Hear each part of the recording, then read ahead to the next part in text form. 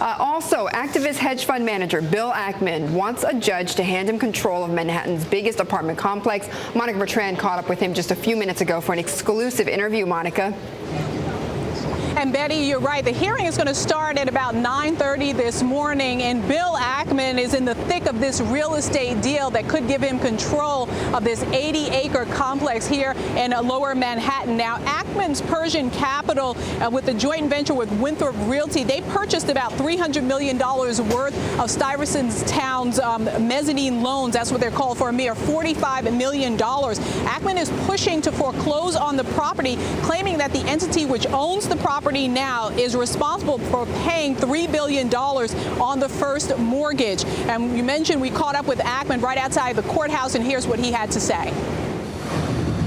We wouldn't have made the investment if we didn't think that we'd understand the papers. So we're quite confident that the judge will come to the right answer, and we'll end up owning Stuyvesant Town, and that's when the real work begins. Right, exactly. This is just a very preliminary step.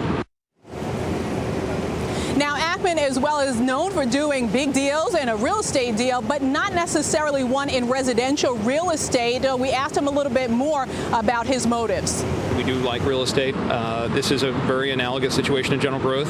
Slightly different constituencies, but you have a complex which is over-levered, but it's still worth meaningfully more than the debt. You've got different constituencies you got to make deals with. In this case, in General Growth, there were tenants that were unhappy. There were employees that there was a lot of concern about.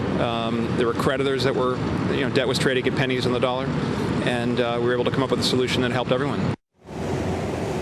All right, so you saw it as a good deal, basically, Betty. Now, if the judge allows Ackman to foreclose on this $1.4 billion in mezzanine debt, he stands to take over the entity which owns a $3 billion mortgage and become the owner of Stuyvesant Town, which is a 25,000 tenant complex. Back to you.